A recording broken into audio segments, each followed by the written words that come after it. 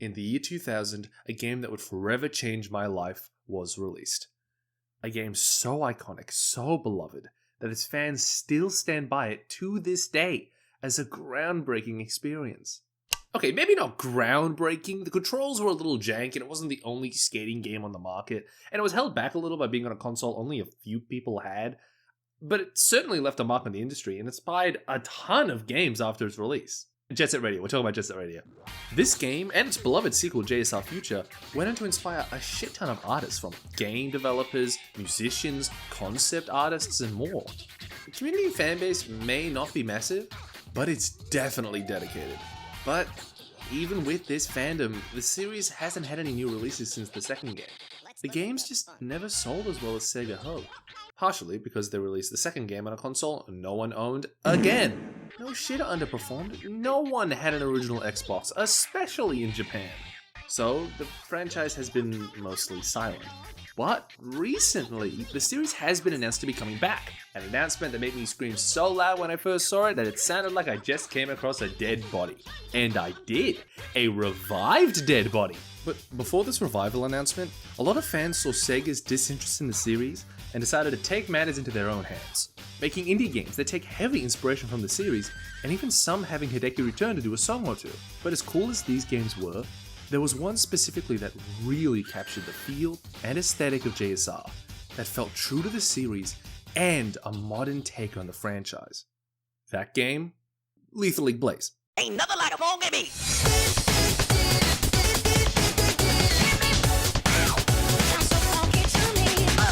Okay, it wasn't a skating game, it was a fighting game. A follow-up to the original Lethal League that really went all in on the JSR influence. They even had Hideki come on and make a track for the game. You could tell that Team Reptile really understood the aesthetics of JSR by this point, and how to recreate that aesthetic through a modern lens. And then, using all they've learned from Lethal League, Team Reptile developed a game that many would consider to be the successor of Jet Set Radio. A game that felt like a true reimagining of the franchise, bringing back and cleaning up classic elements while bringing a new, fresh take to the... Okay, look, I've been going on for too long. You know what game I'm fucking talking about. Bomb Rush Cyberfunk fucking rips.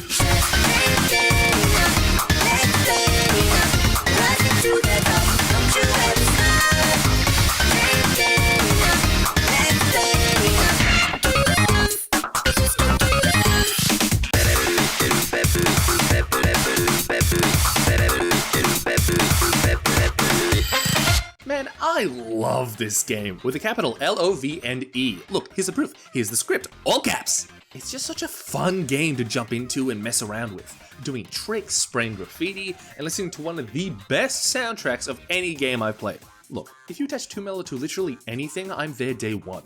What I think is really interesting about this game that I don't see a lot of people bring up is the story.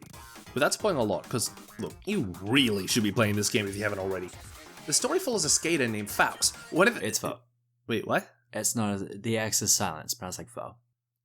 Wait, really? Because I've been calling him Faux this whole... The story follows a skater named Faux, one of the most well-known, respected skaters, or riders, in New Amsterdam.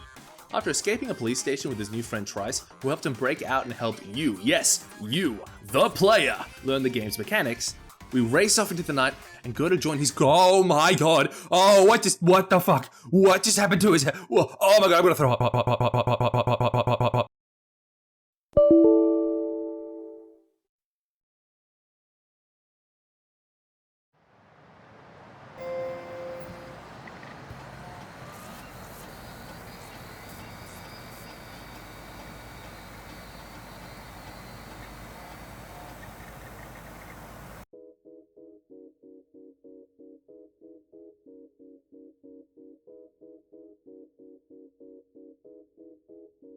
Okay, so you don't actually play as Foe in this game.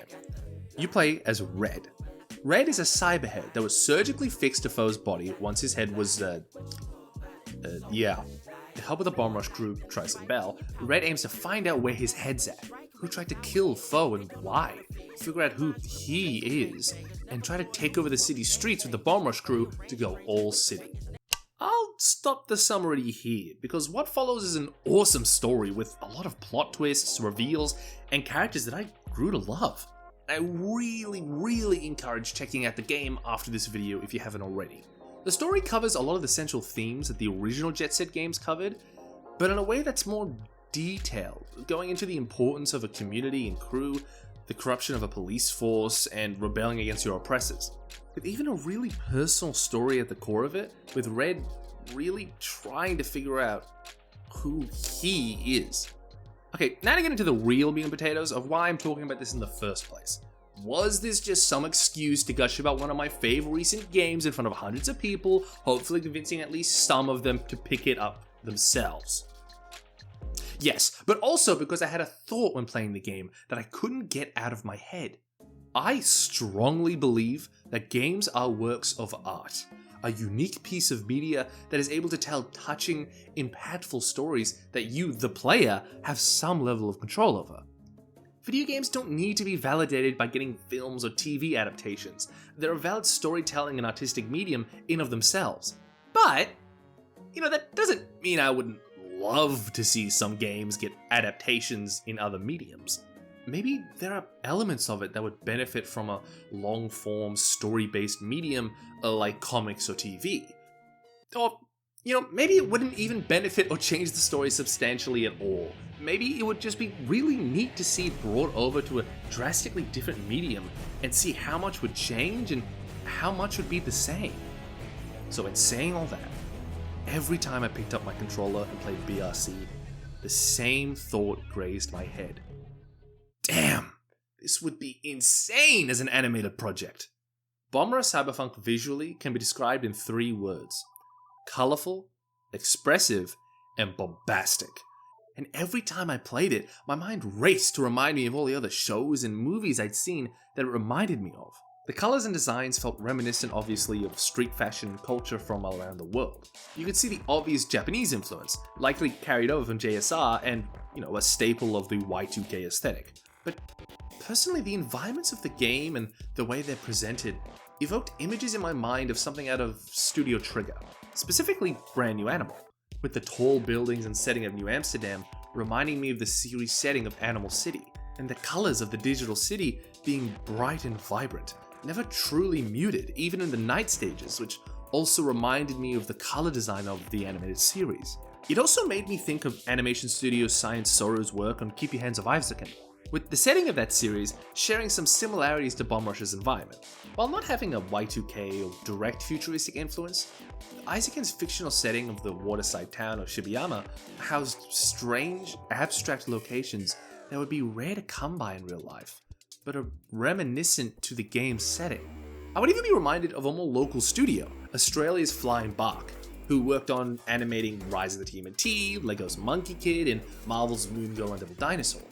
Those shows have such colorful, bombastic animation, and I couldn't stop fantasizing seeing Red, Trice, Belle, and all the other characters littered around the game animated in these styles. Just imagine the skaters in the game animated with the intensity and jaw-dropping movement and expression of these studios and their artists. It seems like a match made in heaven. It would be the perfect visual representation of how it feels to play the game. When you're playing BRC, you feel like the coolest person in the fucking world.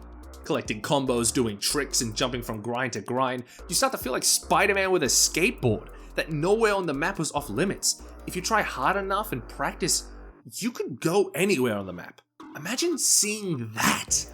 That feeling of adrenaline and power translated to the screen.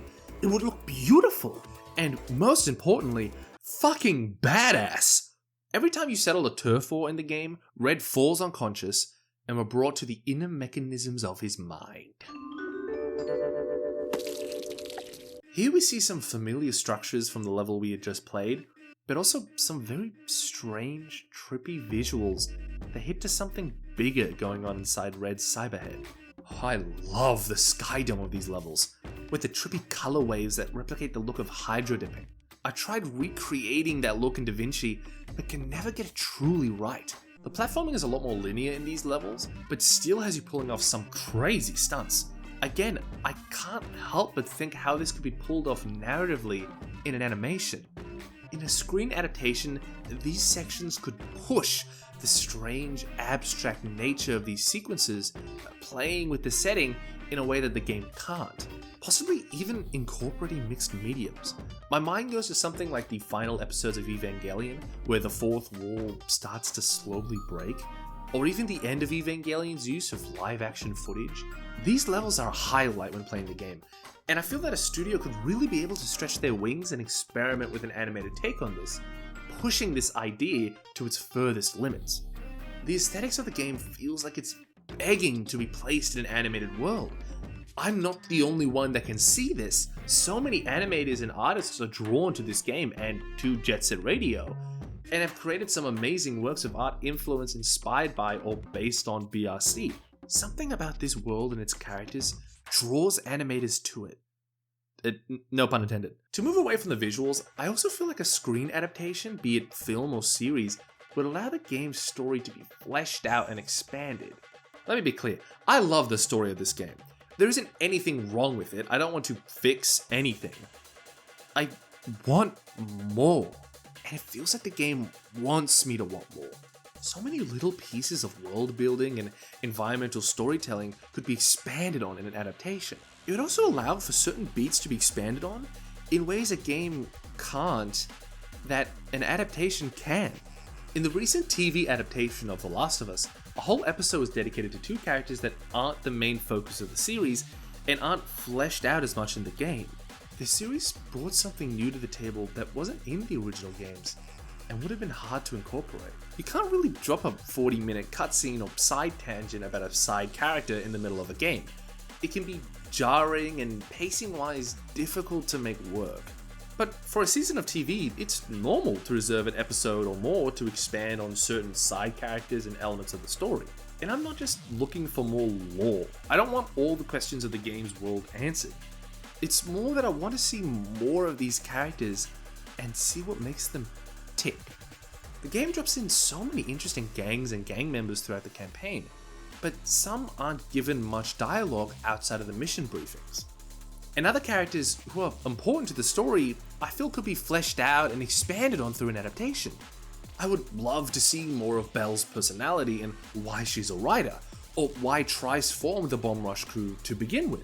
Fleshing out some of these elements that the game leaves out, or even expanding on what's there, could be fascinating, and I feel further push the message and themes that the game portrays. The music as well, God, the music! Let me see you shake that ass, ass, ass, ass. Let me see you shake that ass, ass, ass, ass. The game has probably my favorite soundtrack from any game I've played. A collection of some absolute bangers.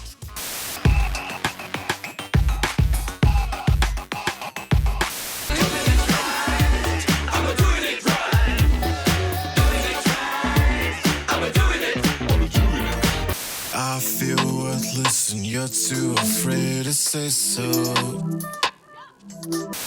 Overload, too much information, I can't handle this. A few were made specifically for the game, but the majority of them were from indie producers and musicians.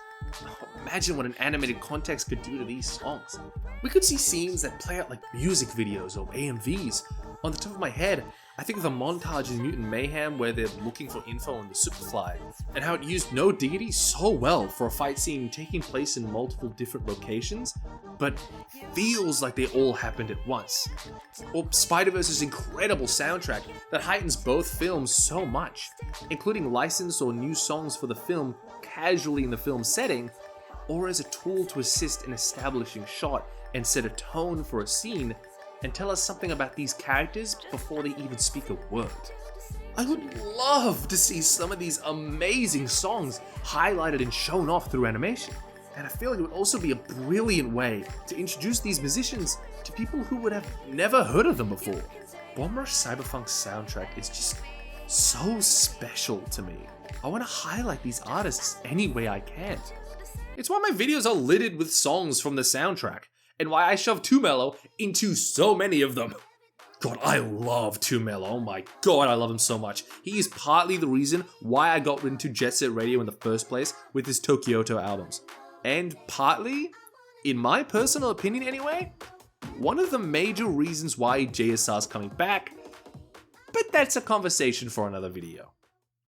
When I play this game, I can't stop thinking about the potential that lies underneath it. This happens whenever I watch or read or play anything. My animated and artist-trained mind races to think, how different would this be in a different medium? What would be different if you changed parts of it?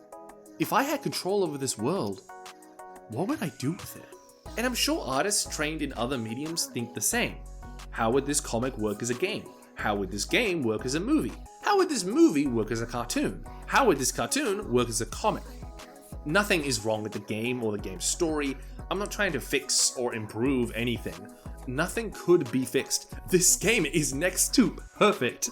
My want for an adaptation comes from just how high quality Bomb Rush truly is. It leaves me wanting so much more of the world, of the visuals, of the characters. There's so much here. There's so much potential. And look, we don't need to see it. We don't need it expanded. I don't want to be one of those people demanding more content from my favorite IPs. Ugh. This isn't an IP. It isn't content. It's a piece of art made by a group of dedicated, inspired artists. And I would love to see those artists continue to make incredible works. And to see them maybe team up with other artists to see what they could create together. I'm so happy with the game that we got. But fuck, man, I can't stop imagining and thinking about the potential an animated take could have to do something truly special. But to be honest, in the meantime, I am more than happy with what we have now.